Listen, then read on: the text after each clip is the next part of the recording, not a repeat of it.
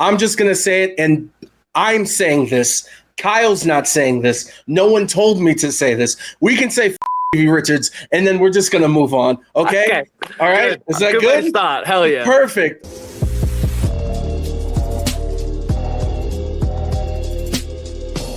Ladies and gentlemen, welcome back to Unlikely. And joining us is a man who NASA's afraid of, a man who is the TNT champion, and the man on the precipice of possibly becoming the AEW World Champion, the one and only guy who apparently has a residency here on Unlikely, checking in for his monthly visit, Kyle Fletcher. Kyle, how are you? I am very good. How about yourself? It's nice to see you again.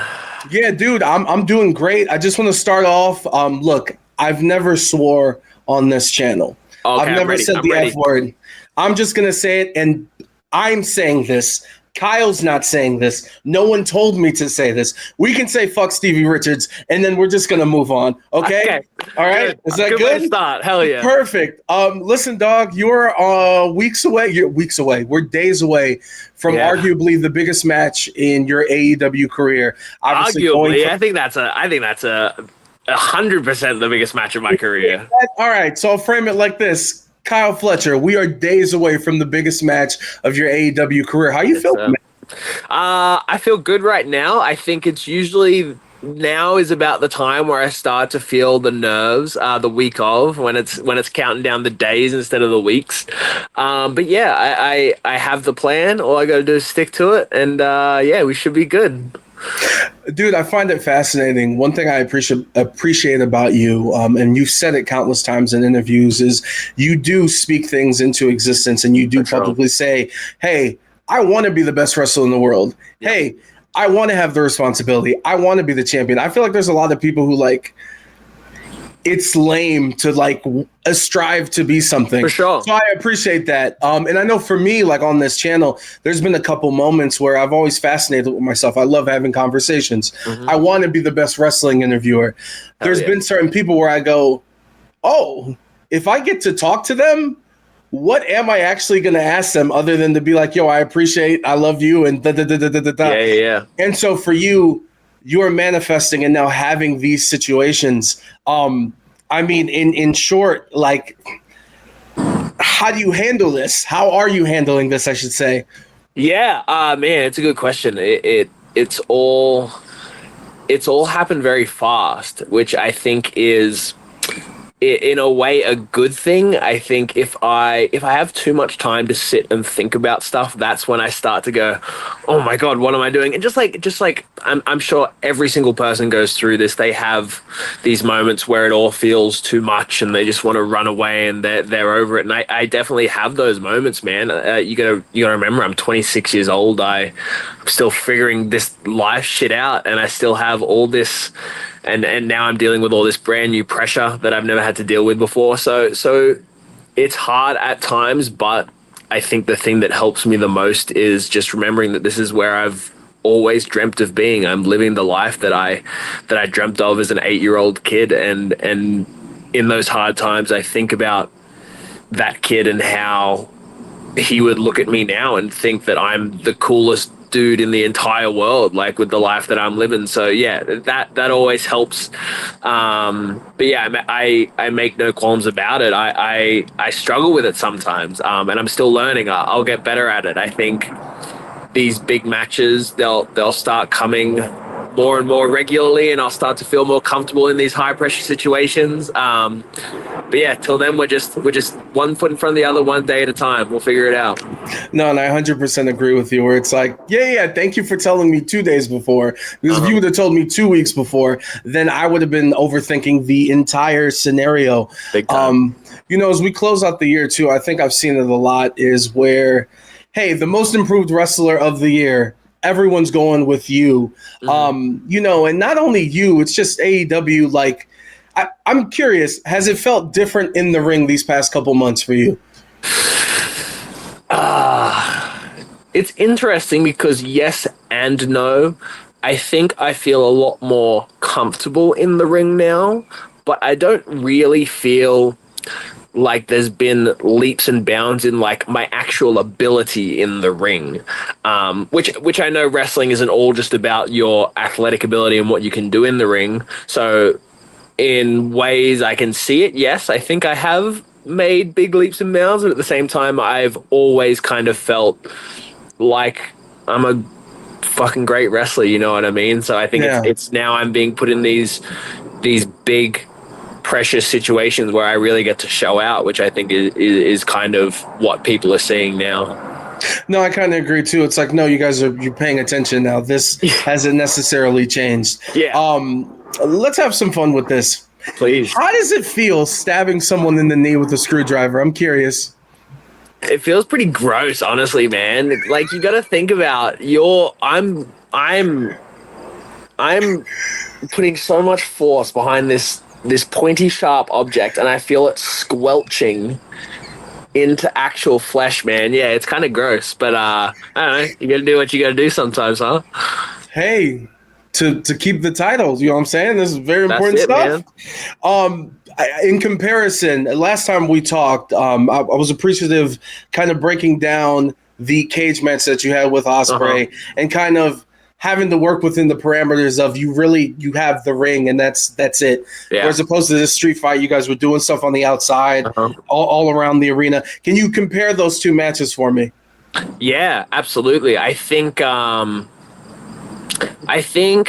cage match, it kind of had, like we were saying before, I think when you have so much time to think about something leading up to it, you build it up so much more in your head and like, oh, this needs to be perfect, it needs to be amazing. I think with the Dustin one, found out it was going to be a street fight maybe a week before, so you know, much less turnaround. I think it was much more like, okay, how can we make this as cool as possible? And we didn't have as much time. It was a TV as opposed to a pay-per-view. There was, definitely felt different, but I have the same kind of mindset with all those kinds of matches. I just want to go out there and put on a spectacle, man. I just want to go crazy because I love that shit. So, different in a lot of ways, but the goal was the same for both, for sure. I love that you're in a relationship with someone who equally loves that shit. And you had the Chicago street fight. Skye had the Philly street fight. What was your reaction watching backstage? As much as I would wince and look away, it's rewarding for me because she talks about wanting to have those matches all the time. So just that feeling of, I know she's having the best time right now, and seeing her come back and have like just a massive smile on her face. She had adrenaline pumping the whole night, couldn't sleep. So yeah, it was cool seeing her get to do the stuff that makes her happy. As you were talking, I am curious, physically preparing or going into matches like this, how does that differentiate from just a standard singles match? Yeah, so it's not so much physical as it is mental. I feel like you really have to get in the zone for those matches because you know that level of pain that's coming. So I feel like it's even more important to take that time beforehand and really get in the zone and really get amped up, because if you don't have that adrenaline going before you get out there, that first, whatever it is, kendo shot, that first bump on a chair, it's gonna suck. Which one sucks the most? What's the bump so far in your AEW career that's like, shit? Oh, good question. Because I'll just tell you as you think. Like, I got to talk to Swerve, and we talked about the cage match that he had with Hangman, and he told me, he's like, look, man, I didn't feel, not that you ever feel comfortable, but he's like, I didn't feel good getting out of bed for at least a month. And I'm like, yeah. Wow, crazy. Yeah. Dude, I think for me, I see pain is different because Spanish Fly is the biggest bump, but that wasn't the most painful. I feel like it's usually Thumbtacks because you can't fake that at all. So yeah, I might say Thumbtacks to the dick, Styles Clash into Thumbtacks maybe. I'm gonna go with one of those. Oh, because you're so exposed on the Clash. Yep. Let's What's it up? had little like holes in my thighs, like my entire thighs were just. Yeah. God bless what you guys do, which is a perfect way to say go purchase AEW All Out this Saturday Please. on HBO Max, Amazon Prime, PPV.com, and everywhere else you can normally get your pay-per-views. From the violence to talking about a very great guy. Lately, we've heard a lot of Tony Khan stories. Sure. Tony Storm, Eddie Kingston, just talking about some of the great things that he's done and what type of boss he is. Do you have a Tony Khan story? I don't think I have a specific story. Every interaction I have with that man, I leave just in awe of how he's such a lovely person and how caring and kind he is and how much he doesn't need to be in wrestling. He doesn't need to run a professional wrestling company. He loves it literally just as much as all the wrestlers do. It was his dream. It's all of our dreams. So like every time I get to have a conversation with him, it's just infectious. It's infectious how much he loves it. And it makes me just want to go out there and do the craziest shit possible because I know that he's going to appreciate it and he's going to respect what I do out there. So yeah, that's all I have to say. He's the best boss I could ever ask for. And I'm willing to put my body on the line every single night for him. Now you're living proof of that. This is the section of the interview where the dirt sheets are going to be paying very, very, very attention to. Oh boy. So listen out because Wrestle Purist is about to post this answer. Let's go. Let's make him some money, brother. What do you... Just tag us, please. Link the interview, please, for my sake. At least in the reply. Come on. Yeah. Cool thing. Come on. Something. Look, it's the buzzword going around, counter programming. How do you feel about it?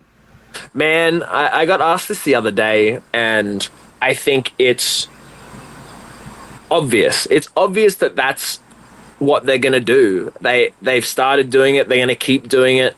And I think the biggest thing for us to do is just ignore it and just keep doing what we're doing because we have the best pay-per-views in the world. Every pay-per-view we have, people are left in awe at the quality of it.